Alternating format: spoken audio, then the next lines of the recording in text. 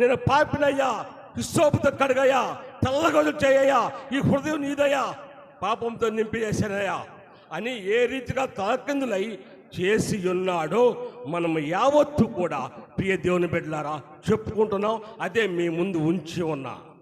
రెండవదిగా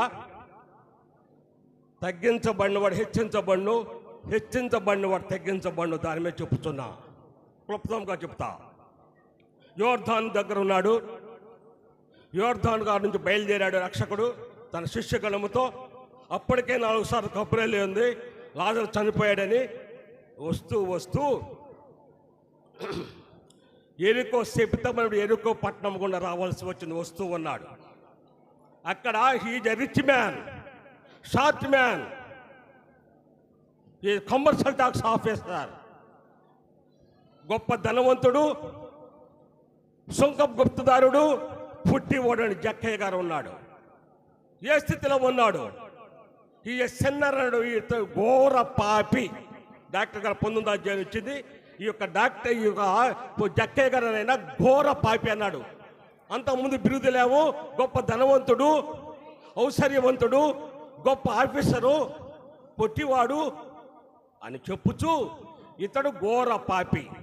ఆ ఘోర పాపములో అనేక రీతిగా సంపాదించేసి పాప పంకంలో కొట్టుమిట్టాడుచు పశ్చాత్తాపలేని స్థితిలో ఉంటూ ఉండగా ఈ యొక్క సొంకరి ప్రార్థన ఆలకించిన దేవుడు సొంకరు మొరలను ఏ రీతిగా విన్నాడో, సొంకర్లకు ఏమి చేస్తున్నాడో, పాపలను ఏ రీతిగా కడిగి వేస్తున్నాడో తెలుసుకున్న వాడై ఈ దారిన వస్తున్నాడయా అని చెప్పని లోక రక్షకుడు, పాపరహితుడు, పాపము తీసివేయువాడు, పరిశుద్ధపరచువాడు, పవిత్రుడు వచ్చుచున్నాడు.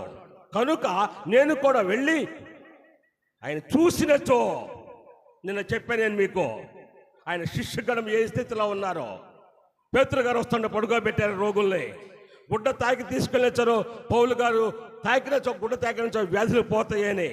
ప్రియ దేవుని బిడ్డలారా, అమ్మా నిన్న మీకు ఇచ్చిన పాఠం గొప్ప పాఠం.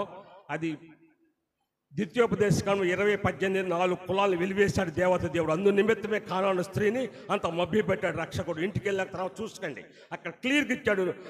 5 గోత్రాలను త్రోసేయమన్నాడు దేవాదేవుడు. ఆ మాట చొప్పున ఆ యొక్క కానాను స్త్రీకి సహాయం చేయకుండా అంతసేపు ఆమె నిర్బంధించాడు దేవుడు. తదుపరి ఆమె స్థితిగతులు తెలుసుకున్నవాడై ఆమెను ప్రేమామయుడు, కరుణామయుడు కనుక తండ్రికి సమాధానం చెప్పుకొని మరలా ఆ స్త్రీ యొక్క బిడ్డను బాగు చేసినట్లుగా మనం చెప్పుకున్నాం. ఒక్కసారి తర్వాత మీరు బైబిల్ చదవగలిగినాడు, ఇంటికి వెళ్ళి చూసుకోండి.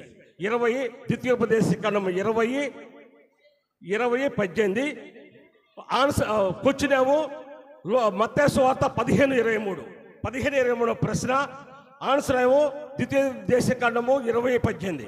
ప్రియ దేవుని బిడ్డలారా, తదుపరి ఆ రీతిగా ఆ ఉన్నటువంటి జక్కయ్య రక్షకుడు వస్తున్నాడయా, జగద్రక్షకుడు వస్తున్నాడయా, పాపము యావత్ తీసివేడు వస్తున్నాడయా, శాంతి దాత వస్తున్నాడయా, శాంతి సమాధానం దొరుకుతాయేమని చెప్పని ఒక తృష్ణ కలిగిన వాడై వెళుతూ ఉన్నాడు. ఎప్పుడైతే జనం ఉన్నారు, అయ్యో నేను పొట్టివాడినే చూడలేనే అని చెప్పని ఆ యొక్క మేడు చెట్టు ఎక్కాడు. నిజ దేవుని బిడ్డలారా, సమస్తము తెలిసినవాడు, సమస్తము చూడగలిగినవాడు, ఈ మనస్సులో, ఈ హృదయంలో ఎప్పుడు రక్షకుడు చూడాలని ఆయన మనసు హృదయంలో కోరిక పుట్టిందో, నశించిన దాన్ని వెతకి రక్షించటానికి వచ్చిన వాడు దగ్గరకు వెళ్ళి ఆయన చెప్పుచున్న మాట, జక్కయ్య దిగిరా. ప్రియ దేవుని బిడ్డలారా, అతన్ని పిలిచి ఇతను కూడా అబ్రహాము కుమారుడే, అబ్రహాం సంతానం చేశాడు, విశ్వాసుల్లో చేరిపోయాడు. అప్పుడంటే రక్షించడం వచ్చాడయా అని చెప్పని. ప్రియ దేవుని బిడ్డలారా, అప్పటికి ఇక ఈయన స్థితి ఏమిటంటే గర్వం పోయింది, సమస్తం పోయింది.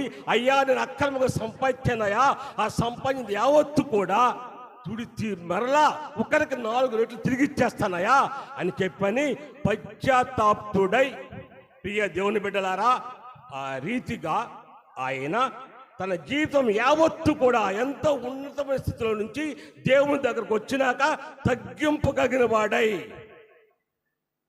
టిల్ట్ అయిపోయి ప్రియ దేవుని బిడ్డ ఆయన పాదం దగ్గర వాలి ఆయన రక్షణ భాగ్యం పొందుకొని తగ్గింపు జీవితంతో జీవిస్తున్న తగ్గించబడినవాడు హెచ్చించబడినవాడు తగ్గించబడును. నిజ దేవుని బిడ్డలారా, అది చెప్పాను మీకు, ఇది చెప్పాను మీకు.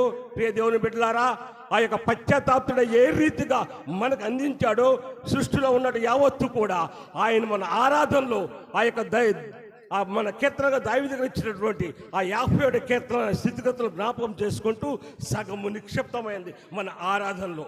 ఆ దినమున పశ్చాత్తాపుడు ఆయన ఇచ్చినటువంటి ఆ యొక్క కీర్తనలో మనము ఆరాధనలో ప్రతి ఆదివారము సగ భాగము చెప్పుకుంటున్నాం. మరి ఏ స్థితికి వెళ్ళాడు ఆయన బిడ్డలు, ఏ స్థితిలో హెచ్చించాడు? మరలా ఇచ్చిన బిడ్డను పాపంలో పుట్టిన బిడ్డ తీసివేశాడు, పరిశుద్ధ పూర్ణ పవిత్రుని చేశాడు దావీదుని. పవిత్రుడైనాక దేవాదేవుడు అనుగ్రహించినటువంటి ఫలము సొలొమోను గురించి మీకు మాకు అందరూ తెలిసిన విషయమే. ఇక్కడ ఈ స్థితి, ఏ స్థితిలో ఉన్నతమైన స్థితిలో ఉన్న విర్రవీగాడో, ఏ స్థితికి వచ్చాడో జక్కయ్య గారు వస్తూ ఆయన సమస్తము తెలిసిన వాడు, పడిపోయిన ఒక ఆత్మను రక్షించి శరీరంతో చనిపోయిన ఆయన లేపి ఉన్నాడు. ప్రియ దేవుని బిడ్డలారా, అటువంటి గొప్పవాడు, సమస్తము చేయగలిగిన వాడు మనకు ఉండి ఉన్నాడు, మన పక్షమున మనతో. కనుక మనం యావత్తు కూడా మన ప్రార్థన పూర్వకముగా మనం యావత్తు ఆయన సమర్పించుకొని సౌకర్యలాగా తగ్గింపు జీవితం కలిగి దేవుని ప్రార్థనలో గొప్ప తగ్గింపుతో ప్రార్థన మొదలుపెట్టి మన స్థితిగతులు యావత్తు ఆయన చెప్పుకొని ఆయనతో నడిచేవారముగా, ఆయన సహవాసం చేసేవారముగా ఉందాం. అట్టి కృప పరిశుద్ధాత్మ దేవుడు మనకు అనుగ్రహించును గాక. ఆమేన్. థ్యాంక్ యూ అమ్మా. అయ్యా థ్యాంక్ యూ. ఇంతవరకు మనకు మంచి వర్తమానాన్ని చాలా క్లుప్తంగా